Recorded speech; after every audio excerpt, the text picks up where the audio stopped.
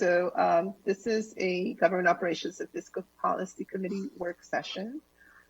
In this particular work session, we will address recommendations from the Planning Board and its staff, the County Executive, the public hearing testimony, and Council staff regarding development impact taxes for public schools, including school impact taxes, exemptions, and exemptions affecting both transportation and school impact taxes. We do have another GO committee work session for October 12th to cover recommendations on the recordation tax and any follow-up impact tax issues.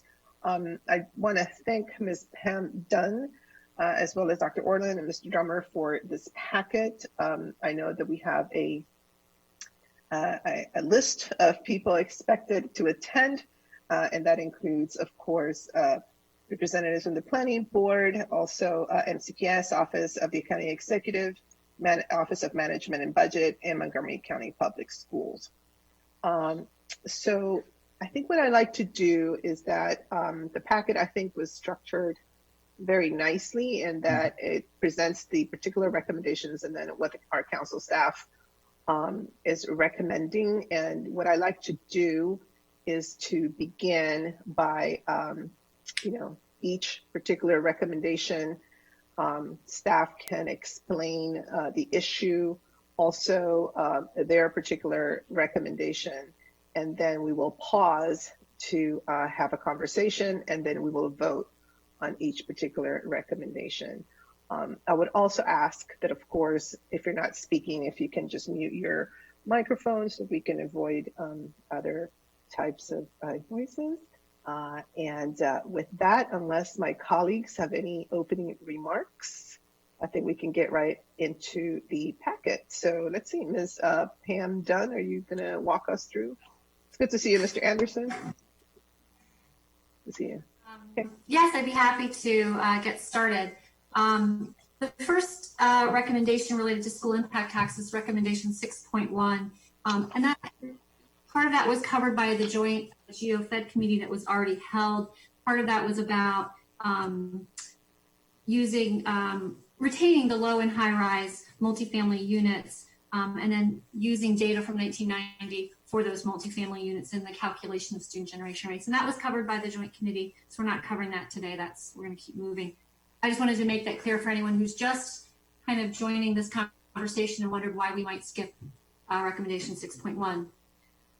The next is recommendation 6.2, which is the calculation of school impact taxes. There are really 4 parts to this recommendation, so I think it's important that we'll just systematically go through the 4 parts, because each one of those parts has implications, and then the committee should weigh in on each one of those. And again, the first one of those really also was covered by the joint committee because it had implications for the subdivision staging policy itself, and that was to use school impact area student generation rates, and that was agreed to by the joint committee.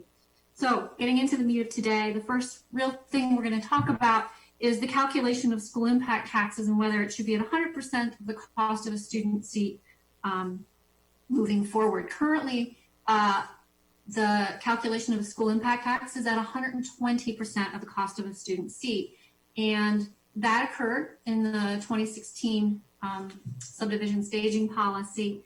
And the reason I think the planning staff had recommended 110% or 100% of the student seat. Prior to that, up until 2016, school impact taxes had been at 90% of the cost of a seat. Part of that reason is not knowing these numbers aren't 100%. They are very close approximations. We definitely know the cost of the seat. We get that from the school system, from their construction data. And the student generation rates get applied to that. So up until 2016, a 90% cost figure or factor had been used. In 2016, the planning staff recommended to move to 100% of the cost of the student seat. I believe the planning board wanted to include some recognition of the cost of land, and that percentage was increased to 110. And then through the council deliberations, Councilmember Florine at that time recommended taking it to 120, but eliminating the school facility payment. And so it was a way to say, yes, we are collecting more. We're collecting more from all development, regardless of adequacy standards, but we're getting rid of the school facility payment. So now we're back, and it looks like there's a high likelihood that we will be implementing again something called a utilization premium payment. Those conversations are going on with the Fed committee because those are fees paid related to adequacy in the SSP. They are not taxes. But I wanted to lay that out for the committee that they know that these utilization premium payments, there's every likelihood they're going to happen, and it's just at the level that they get implemented.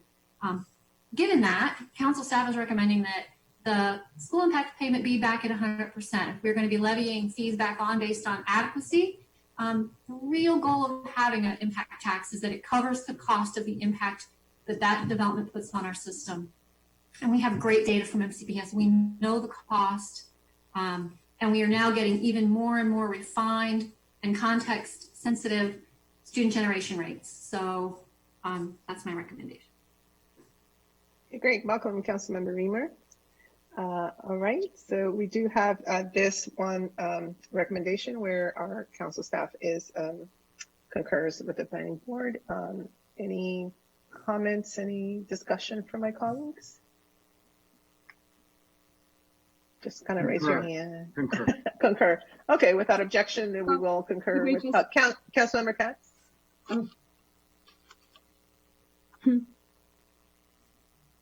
I followed the rules. I put myself on mute, and then I forgot I was on mute. Mary Beck texted me that she wanted to speak, but Ms. Beck, it's council, the chair of the committee is the person who recognized you on this. So, yeah. I'm sorry, I just didn't have her phone number. Well, I'll text that to you.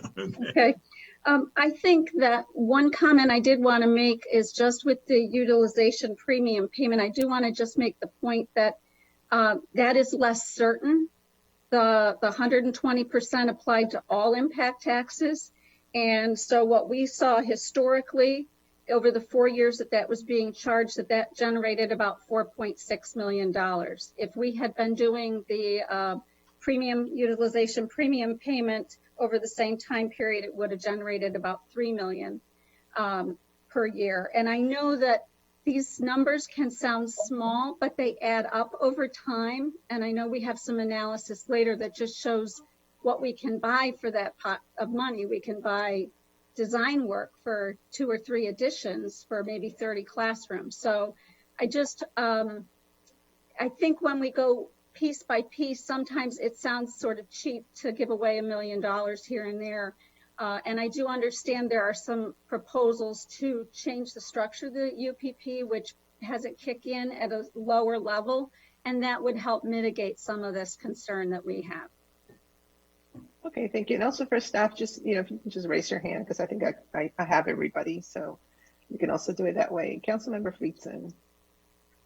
Yeah, I concur with the shared staff and planning board recommendation. I mean, the cost of the seat is the cost of the seat. And the point of an impact tax is to charge for the impact. And the idea that we would overcharge for the impact is, to me, inconsistent with what the purpose of the policy is. I think now that we have better data, we can hone in on exactly what that is. There was a margin because I don't think we were that comfortable with what the data actually was. I think that we've all agreed that the data is much stronger now than it has ever been in terms of what the cost of the seat is, and we should charge what the cost is because that's what the purpose of this entire policy is. Right, we have to be consistent. Council President Katz. Thank you very much. This might be one of the only times these words ever happen with me, but I agree with absolutely everything that Andrew Friedson just said. I agree with staff. I think it's absolutely logical to do what staff is suggesting. A seat, the cost of the seat is the cost of the seat, and therefore I'm in agreement with staff's recommendation. I think there's 3-0 agreement. So unless anybody else has any other burning issue that they want to add to this, I think that we will move on to the next decision point. Ms. Dunn. Okay, great. So the next one has to do with applying a discount factor to the single family attached to multifamily units in desired growth and investment areas. The planning board's recommended a 40% discount on school impact taxes be provided in these areas. These areas were defined. They started as activity centers related to COG areas. Then they were defined a little differently, adding buffers around BRT routes. Some of the activity centers were excluded. There's a figure 37 on page 90 of the draft that shows them. I do have slides set aside if there are graphics or things that the committee would like to see. I have put a lot of that on a PowerPoint that I can share my screen, but I'm not going to share it unless you think it's necessary. But anyway, currently right now we have impact taxes that are applied countywide, and they vary by structure type because we know that's how students are. There are differences in student generation rate related to structure type, but we know the cost of a seat is countywide. Council staff is basically recommending against the desired growth and investment areas as a way to further discount impact taxes, as they don't really have a cost connection. If we are using regional student generation rates for areas that we believe have real context, planning staff went through very admirable and a lot amount of data work to get to what they did for the infill areas and the turnover areas. And those areas aren't contiguous with these desired growth areas. So to me, there's no cost implication related to this, and that's really what the impact tax is for. So I would recommend not further discounting them based on that. Okay, let's see, does anybody, colleagues, anybody else want to chime in here? Councilmember Friedson. Yeah, it seems I'm reading head shakes, so I think we're in. There seems to be agreement here.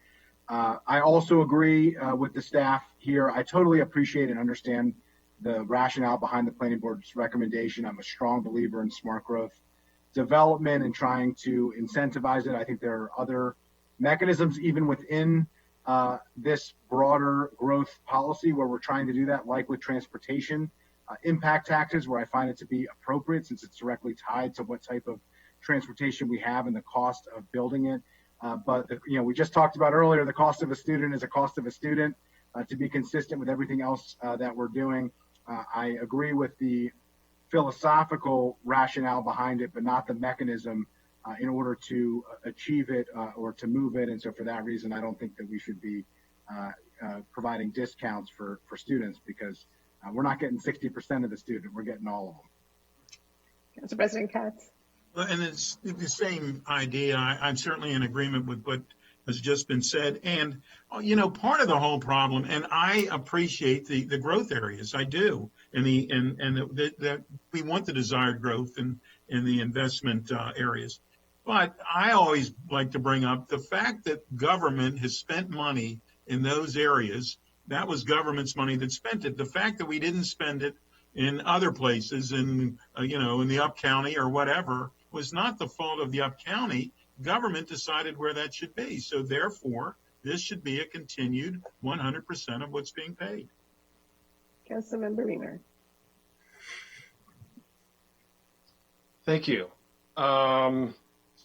Sorry, this is a big one. It's going by kind of quick, unless I'm mistaken. But if I think, and I apologize, I'm arriving a little bit late. I missed any introduction.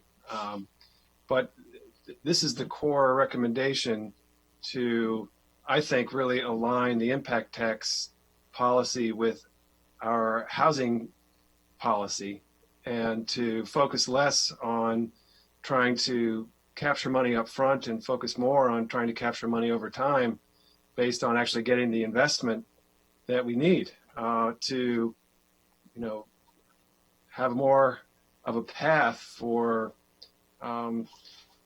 new apartment buildings, new condo buildings, new houses. I think when you look at the entire recommendation we got from the planning board, it has the potential to be one of the most significant economic development policies that this council would have enacted maybe in decades. But a lot of it is tied to trying to realign the tax policy and the tax strategy to stop putting up so many barriers to new housing and focus a little bit more on where the student generation comes from and the broader based tax base of sales, of new people moving in or people moving up from a smaller unit to a larger unit and then having children and then sending more kids to the schools. I think I think this is one of the biggest, most important, there are probably two crucial pieces above all else in this rewrite of the subdivision staging policy. One is moratoriums, and the other is the impact taxes. And I think the planning board has given us a way to raise more money for schools, not less. I think there's a question of how much more money, are we comfortable raising? And there's plenty to discuss there. But I think that our impact taxes, to me, are symptomatic of a problem in the county, that we try to put up so much upfront exaction.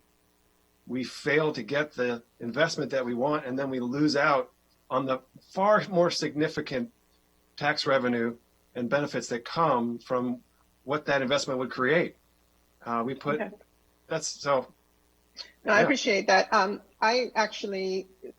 would like for Ms. Dunn to respond very quickly, and then I'll move to Mr. Anderson, because it was something I asked earlier to my staff, and trying to figure out how are we aligning, the decisions that we're making. I think that the fact that we have moved towards data and adopted basically student generation rates by housing type, and that would determine the kind of, the amount, et cetera.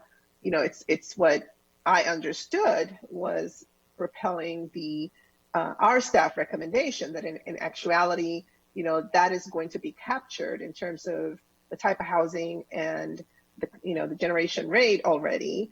And so this is literally adding another 40% sort of discount to that. And I think that is the concern that obviously is being expressed as well. So Ms. Dunn, can you talk a little bit about that? Because I just want to give you an opportunity to expound on the response that I received when I was going through the packet. Sure. And actually we have, we've gotten a pretty decent, a graph that could show at least some other information related to this, at least related to student generation. But the point is, as we've just been discussing, the point of an impact tax is to capture the cost for the county for these facilities related to new development.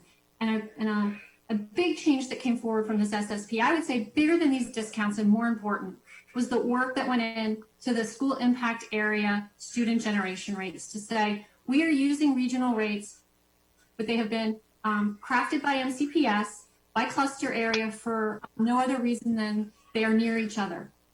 This SSP went through and said, let's categorize our planning areas with data that talks about the potential for growth, the type of growth that's going to occur, and the type of students that are going to come out of that growth. That is what they did. They created infill areas, and they created turnover and greenfield. And that information, that student generation now, is applied to the cost of a student seat. So we have a true better estimate of these units in these places and what they are going to be producing and needing from our school facilities. I don't think there's been made a strong argument that anyone has been able to show that the impact taxes in places, especially in these desired growth areas, which are a lot of them near places where people are building. The COG data forecast is already saying 70 to 90% of either population or job growth is going to go to these areas. Looking back at what's happened in our own approval process, what's in the pipeline has shown that 66% of it is going to these activity areas. I don't think there's a strong argument for growth won't happen there unless we incentivize it. And then I guess it gets back to really, you think an impact tax is the right way and the right mechanism to incentivize that growth. And I would say that it's not. That's a tool that's really there to say, what does your unit and your development really cost our school system? It's a countywide school system. We are now doing regional generation rates. That's a step. I just feel very strongly that it's important to keep the impact tax to what it really is intended to do. Thank you. Mr. Anderson. Yeah, I just wanted to point out that we do exempt MPDUs from impact taxes. So, and I believe the green areas are still not entirely proportionate to their cost on the transportation side, because the thought in the last SSP was if you charge them what they really cost, that those impact taxes would be extremely high. And so I think there's precedent for deviating from a pure application of this is what it costs, so this is what we're going to charge you. Certainly, there should be a relationship between those two things, but the planning board felt that it was important to try to reinforce these smart growth objectives. it's true that we get a substantial amount of growth in these areas. It's not clear that it's actually 66% in these areas. That data is a little bit soft.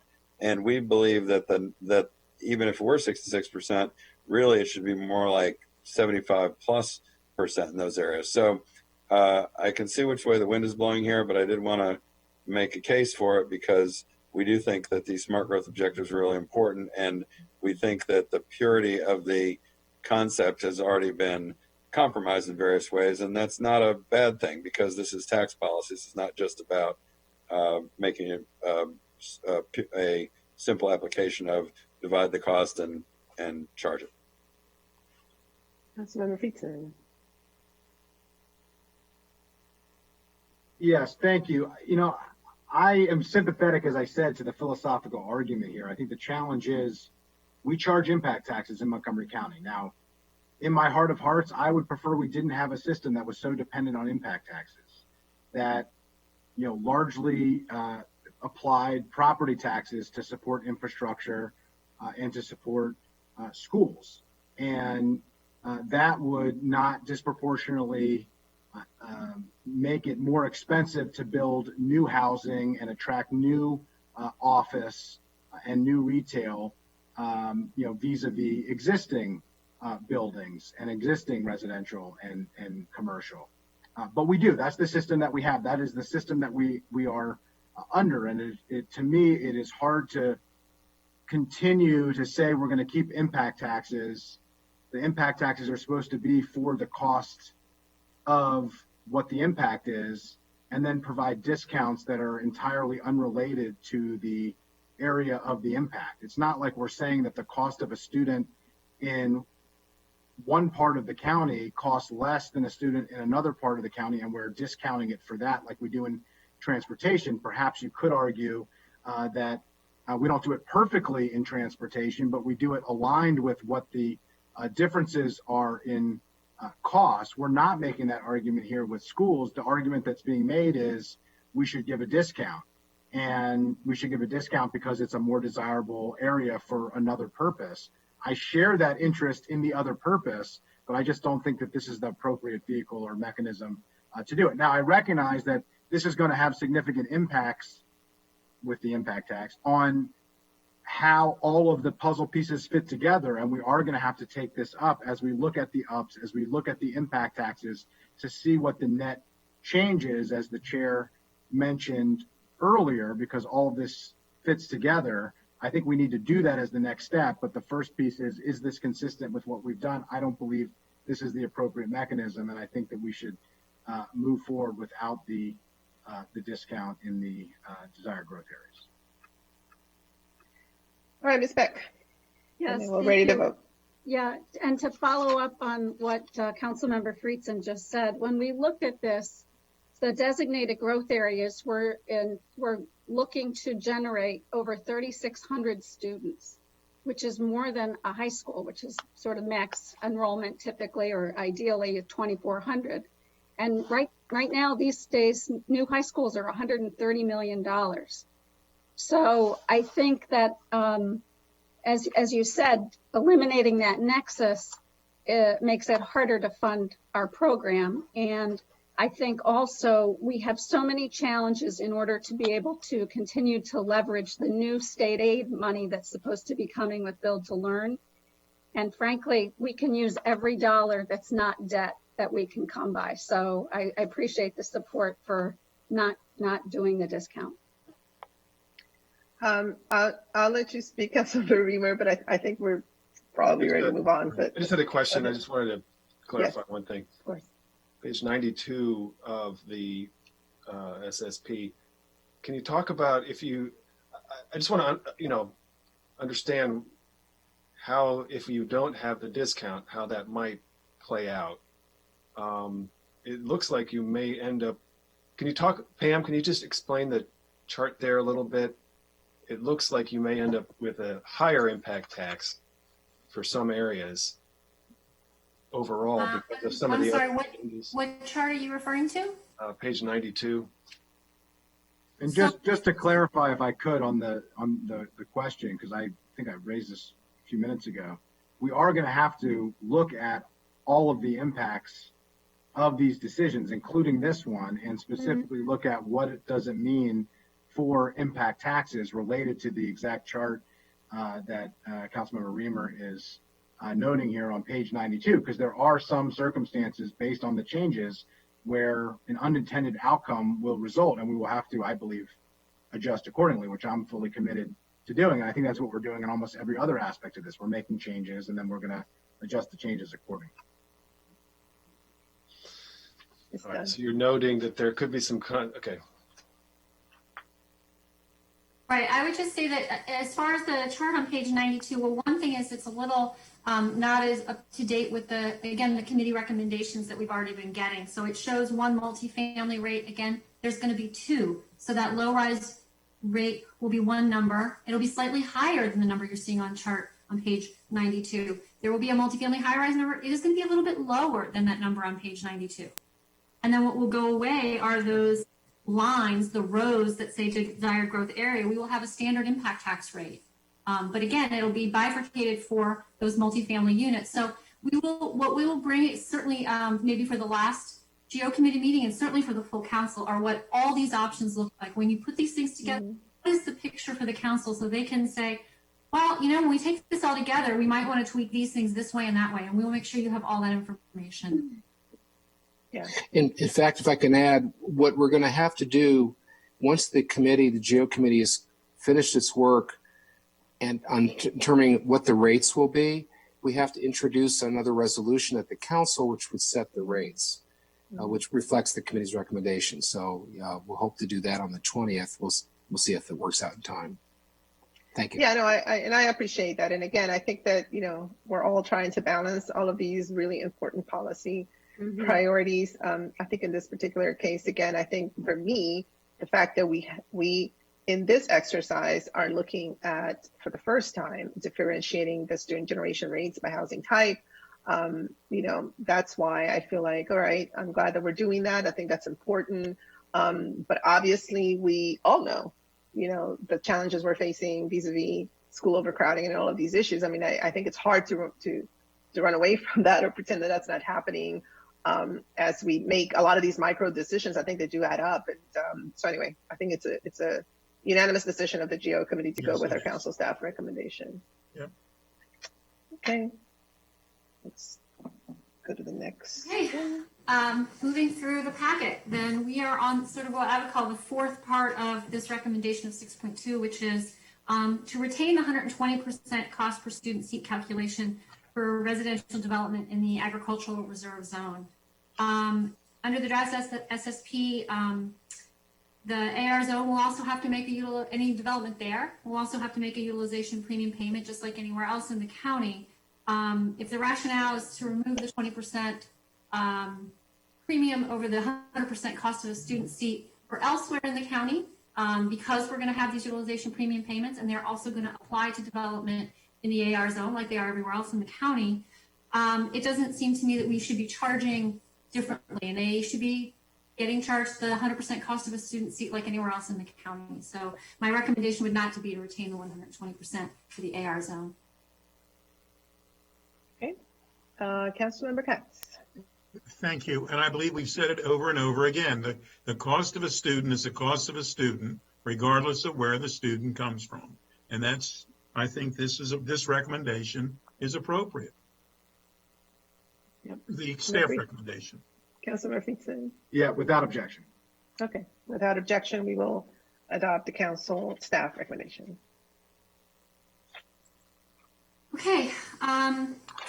Moving off of recommendation 6.2, we're moving on to the next one in the packet that's listed is the school impact tax surcharge. This is recommendation 6.4 in the planning board's draft. And it recommends eliminating the current impact tax surcharge on units that are larger than 3,500 square feet.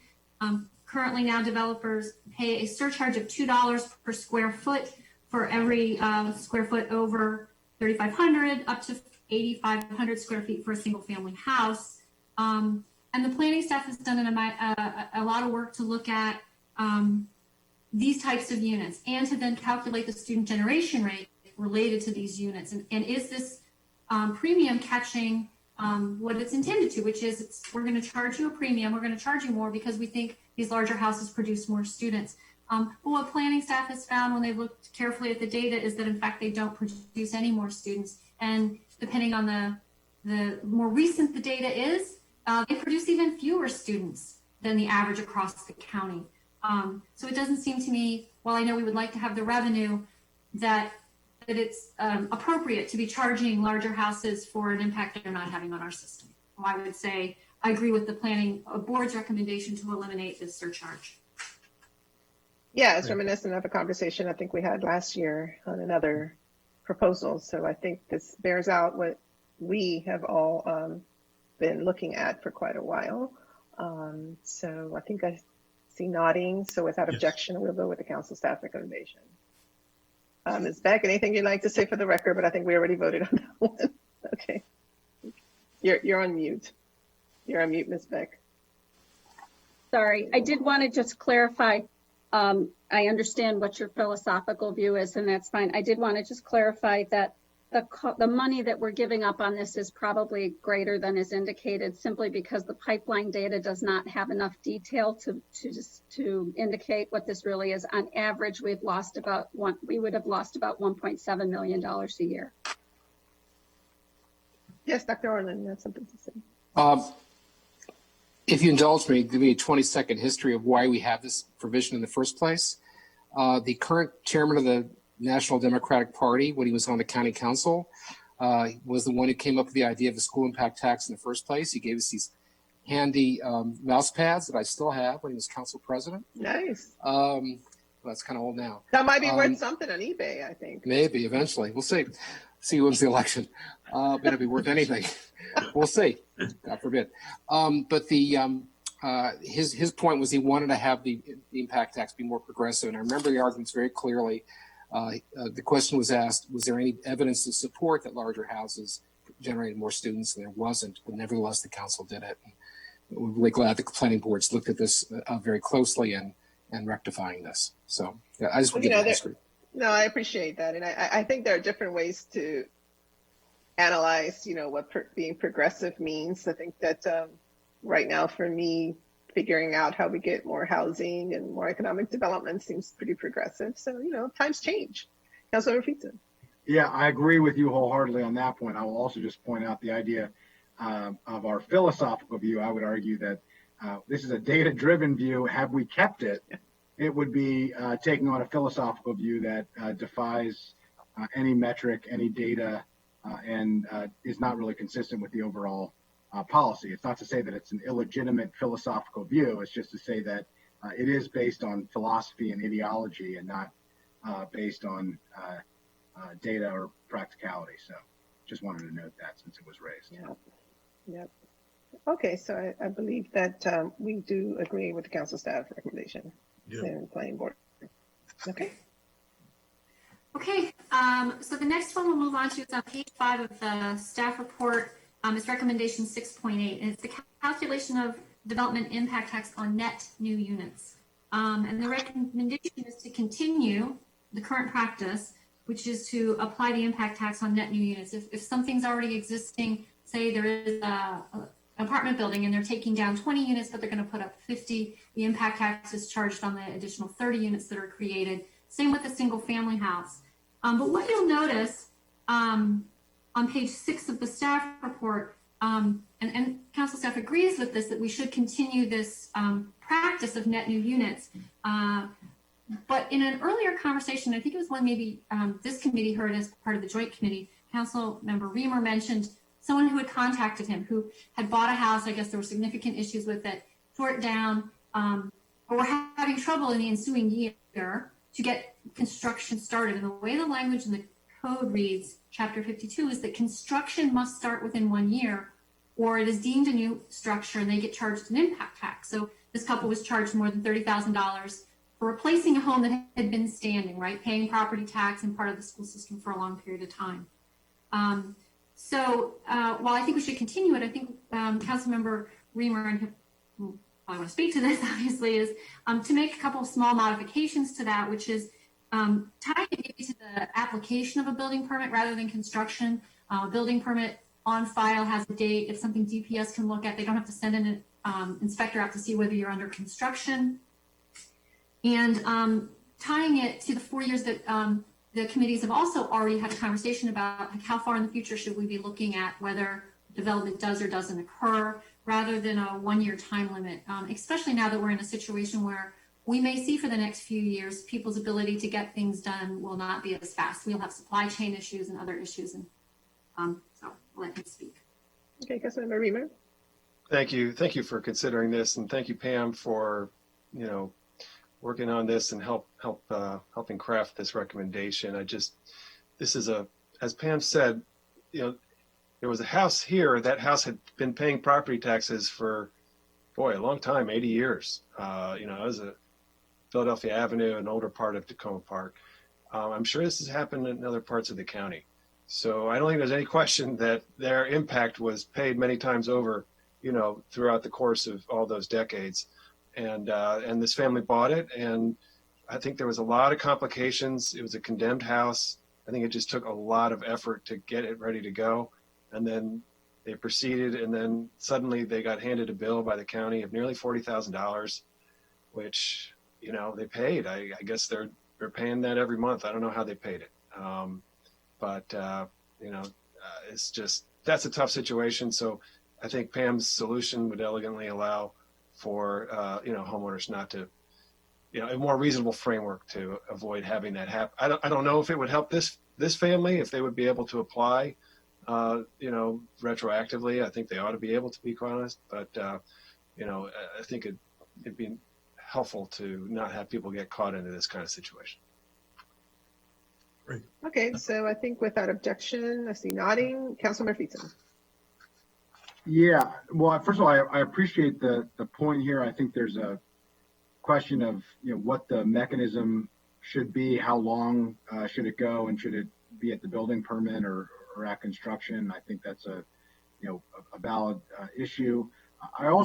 We had another issue raised related to a specific property in District 1 and as part of Westbar that's waiting for an infrastructure project. And so it is an eyesore for the community. Everybody wants it to be taken down, the property owner and the community members, but they are unwilling to do that because they could demolish the property, set off the timer for impact taxes, because it's a replacement building, and then have to wait for the public sector to move forward with our investment, our realignment of Westbard Avenue in this particular case. So, two things. One, I think we should have some type of waiver language in this that exempts out, public infrastructure, or, if somebody is waiting on, or a utility or some other element to do something, they shouldn't be penalized for that if everybody wants them to move forward. So I'd like that to be included, and just wanted to raise that. It was a very valid and important issue. And then number two, I just think we ought to discuss, what is the appropriate time and what is the appropriate mechanism to start the clock for this to happen. And I think there's a balance. We don't want to allow folks to keep dilapidated properties for a long period of time. We want to incentivize the development and the building to happen, but we also want it to be a reasonable time period that folks aren't penalized. And how to thread that needle and where to get that appropriate balance, I don't have the exact answer, but I'd love to discuss it as a committee and get thoughts from the subject matter experts that are on the call. Okay, Councilmember Katz. Thank you. I too believe that there should be a provision that says if it wasn't your fault that this took so long, that you shouldn't be penalized. And to Councilmember Reamer's point, that's basically what happened in the case that you're talking about. It wasn't their fault that it took so long, and then all of a sudden we're saying, well, because it took so long, we're going to charge you $30,000, $40,000. That's not fair. So I do believe there has to be some mechanism. How you'd write it in is a question, whether, and especially if you're waiting on a public amenity, because they're not going to build whatever the road in front of them or whatever it's going to take. So that's something else that we should write in. But there should be a mechanism so that if it's not your fault, you shouldn't have to be penalized. Okay, Ms. Dunn, any thoughts on how to incorporate I those don't have requests? on my head, but what I thought we would do is I'll work with Dr. Orland and we'll be able to come back with some language for you for the text that you're seeing on chapter or on page 6 of the report. We'll get you. Okay, so I think the decision is that we are interested, we support it, we just would like to incorporate this additional language. Okay. Great. Okay. Next item. Next issue is mine, I guess. Yeah, that moves us to Dr. Orland's part of the report. All right. Yeah. Yeah, the next issue is whether school impact tax credits should be allowed for non-capacity improvements. This is recommendation 6.3. The impact tax law now requires that the money be spent only on projects that add capacity, adding teaching stations, basically, whether it's for a new school or for an addition to a school, even for modernization, but only those portions of the modernization which actually adds capacity, not for anything else. And it goes back to, again, the very basic concept of what an impact tax is, which is development pays its cost, and we've been saying 100% of its cost for adding capacity as a result of the development that's being put forward. The planning board recommends expanding the credit to include any other type of facility improvement, school facility improvement, if the Board of Education agrees to it, such as HVAC system upgrades and roof replacements. Those are just an example. POR would be another one. We recommend against including this in the bill. Again, it does go against the basic idea of what an impact tax is. HVAC systems, roofs need to be replaced, windows and doors have really nothing to do with how many students are being added. It has to do with how fast they're wearing out. So there's no nexus there. We similarly don't apply credits for non-capacity improvements on the transportation side. For example, resurfacing, replacing a ride-on bus with an old ride-on bus with a new one, replacing a bridge in kind. That's not creditable against the impact tax. Furthermore, even if it were, so we don't believe it's legally defensible. Furthermore, even if it were, which again we don't think it is, it doesn't add any more resources for the school system, because the developer, by the very nature of what's being proposed here, can use that as a credit against his impact tax on the school impact tax. So a school might get a new HVAC system for free, but then they're getting less impact tax money for everything else they need to do that's adding capacity by the same amount. It's a dollar for dollar credit. And then Bob Drummer raised a point to me after this came out, which has to do with who's in charge of deciding how this money is spent. If you defer to the Board of Education to decide whether or not something's creditable or not, you're basically giving the Board of Education the decision as to where the money is spent. So for all those reasons, we're recommending not including this provision of the bill. All right, colleagues. I see Councilmember Katz nodding, Councilmember Friedson. Yep. Okay, Ms. Wright, would you like to make a comment? Yeah, I just wanted to comment on two things. Again, we sort of see where this is going, but I would just say that philosophically, we want you to maybe think about the fact that the condition of a school has to do with its adequacy as a facility. It's not just how many seats you have. If you have a school that's only 90% full, but it's severely deteriorated, I think that is a question of adequacy. I think the issue of capacity can be defined very narrowly, but adequacy is what we're really looking at. The other thing, no matter how that goes, that I wanted to just also confirm is that dedicating land for a new school is still something that could be applied against impact taxes. And I want to make sure that that is clear. And maybe Glenn, you could comment on that. Yeah, I would. I'd like to. The stance of the county has been for a long, long time that if a developer is dedicating property, but it has no impact on how much that developer can build on his or her property, in other words, the FAR doesn't change, then they don't get a credit for that. However, if it does impact what they can actually build, then yes, they can get a credit for that. So it takes away developable property, and the amount, the number of square footage or number of houses that they would otherwise be able to build is reduced. You're right, they get credit for that. And we that did have a clarifying amendment Yes. regarding the WMAL site about this just in the last couple of years. That's And I correct. just don't want that to get lost in the shuffle. Should not, yes, you're absolutely right, should not be lost. That definitely is remaining. Okay, so how do we make sure that it doesn't get lost, Dr. Orland?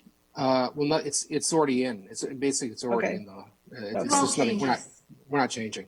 Okay. Okay. Yeah. I mean, yeah. Okay. Was that it? I think it was Councilor. Was it Katz? Councilor Katz. Yeah. But they've already touched on it. I believe it should not get lost. I believe a person dedicates land that they could have used for some other purpose for additional density, that they should get credit for that. That's money to them. So I think that's fair. If they couldn't use it for another purpose, basically that's another issue, and I think that's fair. Okay, no, I appreciate that. And I really do appreciate Ms. Wright's explanation. I think that, for me, again, I think as a former member of the board, the issue of capacity has just become so glaring in terms of our challenges. And so that's why I'm going to concur with the council staff recommendation. Okay. Is that 3-0? Yes. Yeah. All right, the next issue actually was brought to us by DOT in the last couple of weeks. And I believe Chris Conklin and Emma Luana may be on the line, but let me just give a summary. One of the credits that's allowable under the Transportation Impact Tax Program is if you build a capacity improvement, which otherwise the county would be spending.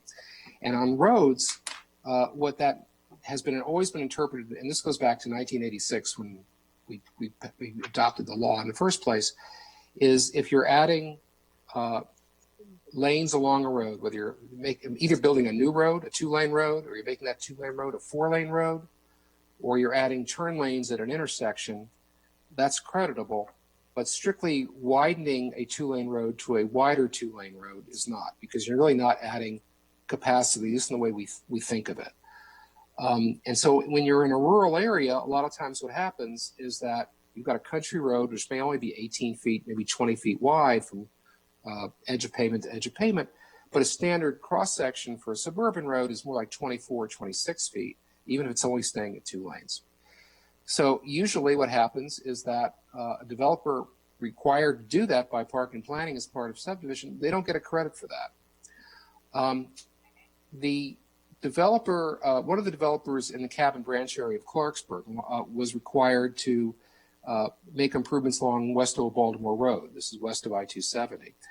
And what was required there was to take this 2-lane road and make it a wider 2-lane road, also to add a bikeway, also to add a sidewalk, and add turning lanes at intersections. DOT said fine with the turning lanes at the intersections, fine with the sidewalks, fine with the bikeway, but not fine with the widening of the road from 2 lanes, a narrow 2 lanes to a wider 2 lanes. This developer took it to court, and they found a judge who basically agreed with them. And so as a result, and what the judge said was that in reading the law, it wasn't clear to him that this wasn't capacity, what was being done by or was being required of the developer. And so as a result, we had to issue a credit, an additional credit of $5.5 million, which is $5.5 million we're not going to get. So DOT, to try to cure this in case other developers come forward making the same claim, recommending the changes in section 5239 and 5250 that are attached. They're actually pretty minor, but basically it specifies that what we're really talking about is an additional lane or turn lane on an existing road, and not just capacity, generally speaking. And so I believe that's a good idea, and I recommend approval. And again, Chris and Emily, I think maybe on the line if they want to add anything. I think. I think it's a good clarification to include colleagues. What do you think? Great. Without objection. Yes. Without objection, Okay. we'd like to include that clarification. Mr. Anderson? Yeah, I just have to say, we talked about a little bit about this capacity issue this morning in the context of transportation. And I know that Dr. Orland feels very strongly that this is fundamental to the policy, and we just do not agree with that at all. This money is fungible. I don't think that the legal arguments that he's making are as cut and dried as he's suggesting. And we would suggest that, especially in the transportation context, it's important for things like safety improvements to be credited against impact taxes, and perfectly legitimate to do that. And if the consequence of looking at this so narrowly in terms of capacity is that the only thing that can get a credit is a road widening, not Vision Zero improvements. That's different than the school context, obviously. But as Ms. Wright had pointed out, in the school context, we've been told that the school board is reluctant to add students to Damascus High School, which is undersubscribed by, I think, 10 or 15% under capacity, because the school is not in good shape. So if we're not being able to take advantage of classroom space that exists in the real world because the school is dilapidated, then this kind of ability to move the money around to make an improvement, even if it's something like HVAC system, is in effect adding capacity. So we just don't subscribe to this idea that capacity is written in stone on a stone tablet somewhere, that is the keystone to this whole policy. And it's sort of alarming to us that this is sort of accepted, I think, without any discussion, because it's really harmful to a bunch of different things that we're trying to do with this policy. So I'll just leave it at that. Okay, Councilmember Friedson. Yeah, can we get clarification here? Because so the concern that you have, it does damage to what? That you, from the planning board's perspective, I mean, it seems like you feel like this is such a significant departure from where you've gone, but it seems to me that, well, focus has been on capacity. The most serious one is the application of transportation. Because if you think about it, if you're going to say safety improvements can't get credit against impact taxes because they don't have capacity, you're basically saying no Vision Zero improvement can get credited, but all the road widenings can get credited. We don't think that's consistent with the council's direction on Vision Zero. And in many cases, safety improvements are the important ones. Just yesterday, the planning board approved a project where in Germantown, where the developer had to pay, it's probably going to be $500,000 to $1 million for a new traffic light on 355. It's not for the benefit of bikes and pedestrians, it's for the benefit of cars, but it doesn't add capacity. It's so people can turn left onto 355 safely because there's so much cross traffic on 355. We think that's a great example of where a developer is being asked to make a very expensive contribution, which in this case may delay or kill the project, and they can't get any credit for against impact taxes because it's technically not capacity. And our question is just, where is it written in stone that this policy is all about capacity? It's about adequacy. There is a clear nexus between the adequacy, safety, and sufficiency of both transportation infrastructure and school infrastructure and the impact payment. There is no reason it has to be limited so narrowly to adding classroom space, or in the case of transportation, adding a turn lane. It's just not. Okay, Dr. Orland. There's no connection between adequacy and there's no direct connection between the Adequate Public Facilities Ordinance and the Impact Tax Ordinance. The Impact Tax Ordinance is strictly for, and this is what is done nationally, it's not just done here. Is it written in stone? Court cases, you'd have to look there. It's not written in our law, except that it says in our law, of course, it's limited to capacity. But if something is deemed to be inadequate for safety reasons, that's handled through subdivision review. The planning board's been approving projects for 50, 60 years, which says that if you're going to develop in a greenfield area, you have to bring that road up to suburban standards. You just can't leave it as a country road. And that has never gotten an impact tax credit because it is part and parcel of what needs to be done for safety. if you want to include, and I don't think we can, but if you want to include safety improvements as part of this, then we really need to look at raising the impact tax schedule overall. And getting back, I didn't answer Ms. Wright's point about HVAC in schools. If we're going to say that HVAC and roof replacements are now part of what is needed to serve students, then the cost per student now has to include HVAC and roof replacement and PLR and everything else, and those rates will go way, way up. So there's no free lunch here. It's you either include all these things as credits, but then you have to increase the taxes to cover it. You can't give credit to something which we can't spend money on, allowed to, with the same source of revenue. So I fundamentally disagree. I think this is what DOT is talking about is fine, and check the court cases. Okay, Mr. Woolen, I think it had his hand up. Thank you, Ms. Navarro. I want to agree with Glenn. I think the issues that Chairman Anderson bring up are completely different. It's more about the fundamental principle behind impact taxes. Section 5250 lists the types of capacity-related improvements that are eligible for use of impact tax funds. Credits are then tied to what those allowed or legal uses of the funds are. So I think, again, what Chairman Anderson is bringing up is expanding the entire principle, looking at adding safety as an eligible use of impact tax funds and then making them creditable. I agree with Glenn. Over the years, we've added different types of things, bike share being the most recent example, but when the rates were set, they were tied back to the cost of building out the infrastructure as it was defined in the master plans. That has never been updated, and we've created a kind of a disconnect between the rates and the cost to build out that infrastructure. If safety improvements were to be added, I believe the rate and the basis for those rates should be totally revisited. Okay, I think Council President Katz. Thank you.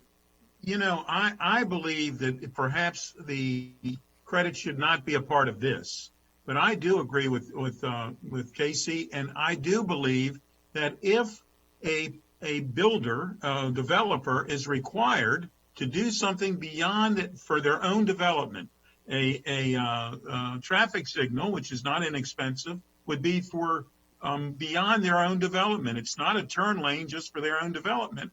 I believe that there should be another mechanism where if it's required, if it's beyond what they had to do, then in order to get their project approved, I believe that the county should have a mechanism to allow that credit. I don't believe it should be under this because I'm sure you're right, Dr. Orland, that the court cases have proven that we shouldn't be doing it here, but I think we should look at it beyond this to do something. Right, so that's how I interpreted this particular recommendation. I'm a little bit, and I want to make sure that on the record it's clear, and so that, you know, there aren't no like tweets or anything like that, that somehow the GO committee is against Vision Zero or is against spending money on Vision Zero. I mean, I think that we have gone above and beyond in terms of our commitment, but my understanding that this, you know, it's a particular clarification in this particular way, and I agree with Councilmember President Katz that, you know, there I think will be other places where we can take a look at it, but I think the committee is supporting this 3-0. Okay, next item, enterprise zones and opportunity zones. Currently, Can I interrupt on that one, please? Sure. Yes, before we get into this, I'm going to recuse myself on this section. Part of this is one of the enterprise zone areas is in Old Town Gaithersburg, and I'm a part owner of a piece of property that's been in my family for many, many years, but I still am a part owner of that. So I am going to recuse myself from this section on the discussion. Thank you. Okay. In the packet, well, let me give a little bit of background. We've had enterprise zones in the state since the early 80s, 1982, and the first one was created in Silver Spring in 1986, and they can run up to 20 years before they expire at the state level. The county has always exempted, has decided to exempt enterprise zones from not just the transportation impact tax, but also the school impact tax, and it exempts both housing and commercial development. The purpose for an enterprise zone is to promote jobs. It really is not related to housing. Nevertheless, the council had decided many years ago to exempt both housing and jobs from the enterprise, if you're in an enterprise zone. And the Silver Spring enterprise zone expired in 2006. Shortly after that, the council decided to, they wanted to extend the benefit to Silver Spring. And so in 2007, they passed an amendment to the SSP, which allow, actually to the impact tax law, which would allow the former enterprise zones to also continue to be exempt. And there was no period at which they would continue to be exempt. It was just, it was left open. And so for the last 14 years, Silver Spring has not been an enterprise zone, yet it's not paid any development there has not paid any impact taxes, either school or transportation. Wheaton was an enterprise zone until last year, 2019 it expired, but under the same provision, Wheaton continues to not, development there continues not to pay the impact taxes because it's a former enterprise zone. And there are 4 other enterprise zones in the county that are state designated, one Burtonsville, one at Tacoma Langley, Long Branch and Langley, one at Old Town Gaithersburg, and one at Glenmont. And they have expiration dates which range from 2023 until I believe 2028 is the last of the 4, which I believe is Gaithersburg, Old Town Gaithersburg. First of all, I want to do this all together. The planning board is recommending phasing out or actually eliminating the discount or the exemption, for former enterprise zones. So they would eliminate the exemption for Silver Spring and Wheaton. Then, on the other hand, there in the federal tax law that was passed in 2017, created opportunity zones, which allow for very favorable investments in areas which are described as distressed by the county and by the U.S. Department of Treasury. Basically, take applications from the county for up to 10 years from that point. I guess the law is effective in 2018, so it's effective until 2028. And there are 14 census tract areas which are defined as enterprise opportunity zones, but some of them are clustered, so there's not 14 separate areas, there's like 6 or 7. And in the packet, you'll see maps. And Pam, could you share, just run through really quickly, because it's kind of a little important to see what the geographies are for these areas, so you see exactly what's going on. Yeah, give me just a second. Okay, sorry. So the Planning Board's proposal is to retain the exemption for existing enterprise zones and to extend the exemption to opportunity zones. In the case of Wheaton and Silver Spring, those are both proposed as opportunity zones. So in most of Silver Spring and Wheaton, the exemption would continue unchanged. There is somewhat different in Wheaton, and that's one of the things I want to show you in these maps once Pam is able to get the maps up. They sort of much of the east side of the Wheaton CBD is included in the former enterprise zone, but not included in the opportunity zone. Silver Spring, it's a pretty close match. Keep going down. It's just taking time to load. Oh, I'm sorry. Okay, this will just take a few seconds. Yeah, we're getting there. Nope. There we go. Okay, keep. Okay, is that the first map? Okay, this is what you're looking at. These are 2 of the enterprise zones. The one on the left, wherever you see a purple enterprise zone, it's expired, so that's Silver Spring.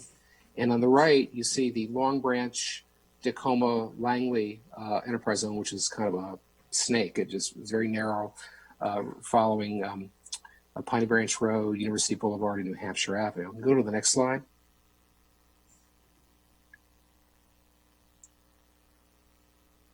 Okay, this is the Burtonsville enterprise zone. It's the Burtonsville commercial area, and then it sort of snakes down 29 and captures the Briggs Chaney Shopping Center. They're just north of the intercounty connector on the east side of 29. Go to the next slide. Okay, this is the Wheaton former enterprise zone. You can see it encompasses really all of the Wheaton CBD. Next slide. And try to keep that in your mind, that shape. Okay, and this is Glenmont, an existing enterprise zone, which doesn't expire until 2023. And it includes the commercial area of Glenmont, but also a little bit of the residential area further to the west. And the next slide. Okay, this is the last of the enterprise zones. The green area is the current enterprise zone for Old Town Gaithersburg. I believe what happened there was the boundary changed at one point. So the purple was the old boundary, the green is the new boundary, and that is actually in effect until 2028. Right. Now the next slide. Now we're looking at opportunity zones. And if you recall from, yes. Glenn, I can also bring up the interactive map the planning department has produced, which is, you can bring it up and then you can click on and off the layers and zoom in. If you think that would be useful. We can go through these and then you can decide. Well, then let the council members decide if they want to do that. But I just want to basically show these visuals. On the left there is Silver Spring. You see it's a little smaller than the former enterprise zone is, but otherwise it's virtually the same. On the right, you actually see the Long Branch, Piney Branch, Tacoma Park, Tacoma Langley area is actually much larger. It covers a wider swath as an enterprise zone. Okay, next slide. This is the White Oak Opportunity Zone. It includes the Hillendale Shopping Center area, it includes the White Oak Shopping Center area, and includes Viva White Oak. The Burtonsville Enterprise Zone, which again will stay in existence for several more years, is not an opportunity zone, so that would go away. Now here's Wheaton. You can see what's been lopped off, if you will, is much of the east side of Georgia Avenue. These designations were put forward by the county executive, and they went to the U.S. Department of Treasury and they were approved. This was back in 2017. This was done. The former county executive, Mr. Leggett. Okay, next slide. We're getting close to the end. This is Rockville Pike. This is from basically along Rockville Pike from the town center down to Rollins Avenue, which is basically the southern edge of Rockville. It includes virtually all the shopping along the east and west side of the Pike, and a little broader than that, but pretty much entirely within Rockville, a little bit in Twin Brook. And the next slide. Okay, this is the final slide. There are actually three areas here. The top one is a bit of East Germantown. It's basically the area where the Holy Cross Hospital and Montgomery College is, between Route 118 and Middlebrook Road, and 270 on the west, and 355 on the east. The center one is Montgomery Village, not all of Montgomery Village, but a large part of the middle of it. And the bottom part is, again, Gaithersburg, but it's a different shape of Gaithersburg than the other ones. Now, I didn't show you 14 of these brown splotches because some of these are adjoining census tracts. There are a total of 14 census tracts. And so again, the proposal from the planning board is to exempt all the areas that you see here in tan in all these last three slides, as well as the green enterprise zones which already are exempt in the first three slides, and no longer exempt the purple areas that were in the first couple of slides. Okay, that's the geography. The comments we've gotten first from Alert, Shirley, and Brewer concurs with the board's proposal. They also say that they're concerned about Glenmont because Glenmont would no longer be an enterprise zone as of 2023, and they want to make sure that somehow its exemption continues, whether it's making sure that former enterprise zones apply to that exemption, even if former enterprise zones are getting rid of, figure out a way of extending it in Glenmont. It can't be identified as an opportunity zone because that ship has sailed. It basically was a one-time application, and that was done in 2017. So they're looking for some kind of relief there. The Coalition Smarter Growth also supports the Planning Board's proposal, and Dan Wilhelm from Greater Colesville Citizens Association also supports it, particularly with the example of Viva White Oak. The county executive supports eliminating the former enterprise zone exemption. So in this case, would be Silver Spring and Wheaton, and the others as they become exempt, as they become no longer enterprise zones. But he would support a grandfathering projects that have secured their building permits if the county wished to maximize revenue, or those, if it'd be more generous, those have received preliminary plan approval already for less impact on developers.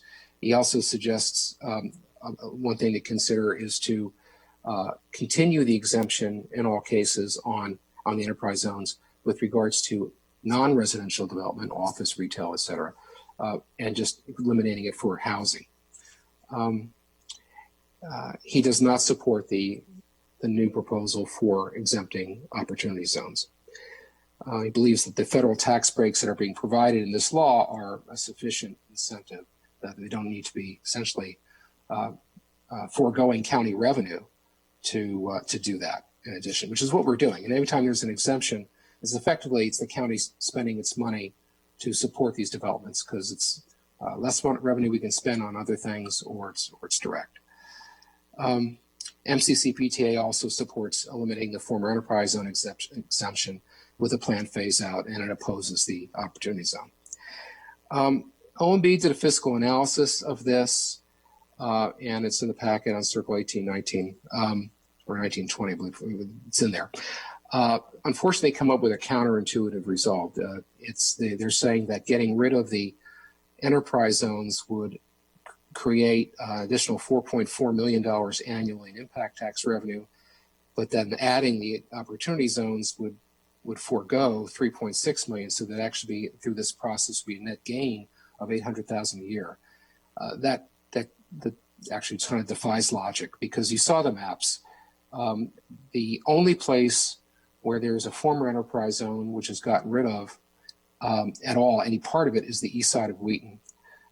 Silver Spring's virtually the same. Most of Wheaton's still there, and we were adding all those tan areas as exempt areas. So there has to be a loss of revenue to the county. But we don't have an estimate of what that is, unfortunately. I don't know if it's going to be really large or just sort of large.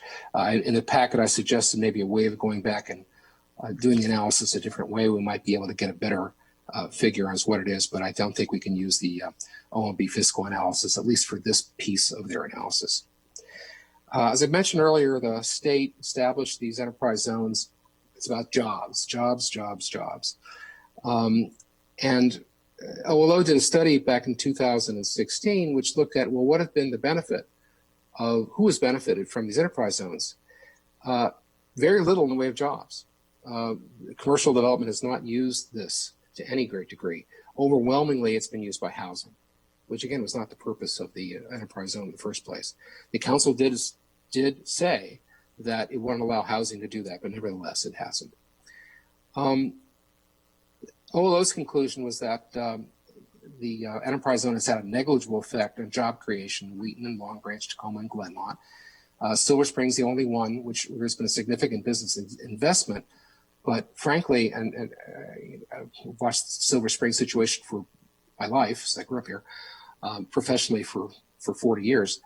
And the bigger reason why Silver Spring has done better, frankly, is because of the investment the county directly put into Silver Spring back in the 90s and early aughts, $450 million to rebuild the town center, and other policies which would help support there. It's not really the impact tax exemption that's really contributed at all to that.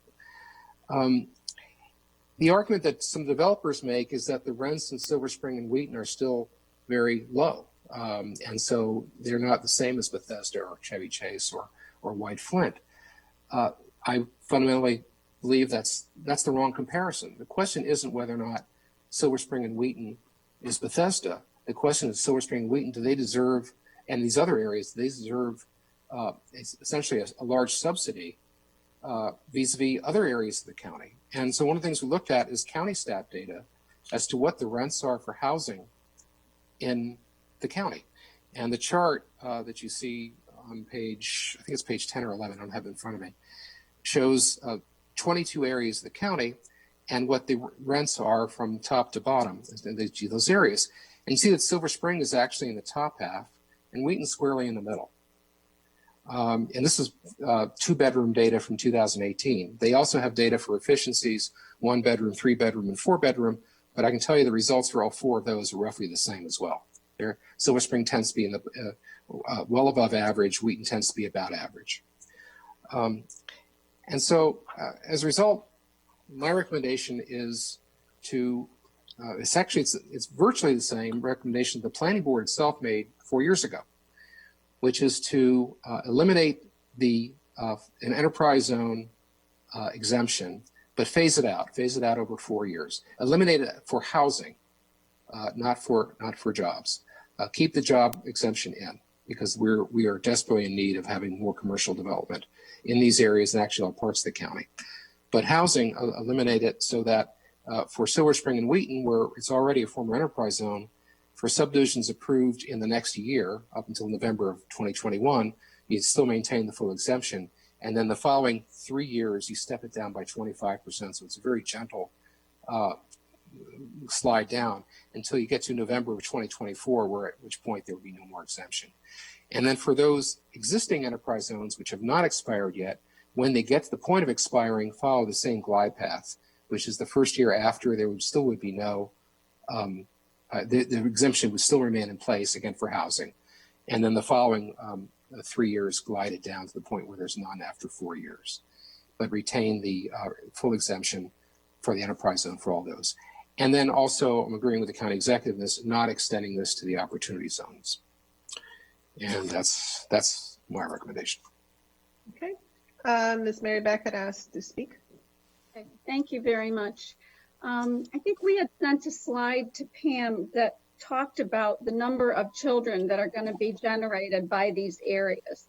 And I know when we looked at the enterprise zones, according to the student generation rates, there'd be almost 650 students. Again, that's the equivalent of a middle school, almost $40 million to build. Opportunity zones are about 440 students. And I will say that is really understated. And I think that the impact tax data is also understated. This may help address some of Glenn's concerns. For instance, we realized in looking at the pipeline data that there is nothing for Viva White Oak in the pipeline data. When you look at the development plans for Viva White Oak, they're projected to generate almost 1,100 students. That would, again, be a middle school, $63 million for Lee Middle School. I think that one of the challenges with Viva White Oak is it just can't help but feel like we're renegotiating the deal. When this first came to the prior county executive and to the council, this was a project that was on fire. There were signed deals in hand. This was moving forward. We had to push out other projects to advance $40 million for this project. And here we are still. And so I think that this is an incredibly complex deal. It might be worth another detailed look for council. It's very complicated. There are credits against purchase prices. And I just want to say that you may want to consider some of the complexities before you decide to move with that. I know the community wants this to happen. I know everyone wants it to happen. I don't know if this will do it, but there will be a high cost to the rest of the county, as Glenn said, if we have to pay for these students and cannot collect anything there. Councilmember Reamer, I think you had texted me, and I'm not sure if it was on this item. Did I skip you completely? Oh, is this item? Thank you. Oh, okay, cool. Thank you. Well, I just wanted to share when I started as chair of the Fed committee, I worked very closely with MCEDC, and we convened a series of gatherings with private sector leaders and the county government and the committee. and MCEDC. And one of the first topics we took up was opportunity zones. And we learned about how communities around the country are bringing together an array of resources and initiatives to strengthen the pipeline of investment into opportunity zones and turn them into success stories. And so on the one hand, I think it is true that an enterprise zone designation of itself is not enough to move a needle. To Glenn's point, you have to do a lot of other investment and coordination and rallying of the private sector to make things happen. But I do think it's true that opportunity zones make a difference if you do all those other things. And I think that's really what the OLO report shows, is that when you have a combination of tools that you are actually using to stimulate success and growth in an area, it'll work. But if you think that just providing a tax benefit by itself is going to work, it's not. But so after we hosted this, we decided, my office, we drafted legislation to propose an opportunity zone impact tax waiver. And then basically COVID hit. So we thought it would be easier and better process-wise to just defer to the SSP process. So I really like this recommendation. I think there's a lot of areas in the county that would really benefit from the provision, and it captures places, whether it's Wheaton or parts of Long Branch or Montgomery Village. It doesn't capture a ton of places that aren't already captured, but it does capture a few. And I also think it settles the question of enterprise zones, which, I think we are learning that the places where we really want to see investment, we've got to step up and do more to make that happen. So I certainly urge the committee to support this. I think the idea that investment will come anyway and then we're foregoing revenue, that's the core of the issue. And I just don't believe that. In most cases, I think the investment is not coming unless we are able to help give it some momentum. Thanks. Thanks, I appreciate that. Actually, so for about 2 years or so, I've been working with Gene Smith on an alternative for how we would address the issues of enterprise zones that have expired and that you just couldn't, reapply. And because precisely of what was just mentioned, that there are areas of the county where, we have adopted these master plans, and some of them have have the enterprise zones, and nothing has happened because, it's true. Other things are going to have to occur. Other things are going to have to be put on the table. I mean, the White Oak example is incredible. As Ms. Mary Beck said, yeah, we were told that this project was on fire and that we had to move forward and do all these things. And there were all these companies coming, and I'm sitting here waiting, literally, because I live very close to that area. I'm sitting here waiting, and it has not happened. And so, yeah, I decided to wait on that bill regarding, could we develop some criteria for extending these exemptions for those places that were former enterprise zones, et cetera, because of the SSP, and see if we could do it in a comprehensive way. And, here we are. I mean, I believe that this is a pretty good alternative because we can't ignore the fact that, yes, there are going to be some areas of the county where we're going to have to put some additional incentives in place. And even with those incentives, and I remember the OLO report because, I had to take that into consideration when we were working on this bill. Yes, it's true. In some, particular places, it has not yielded the kind of activity and job creation, et cetera, that we were hoping for.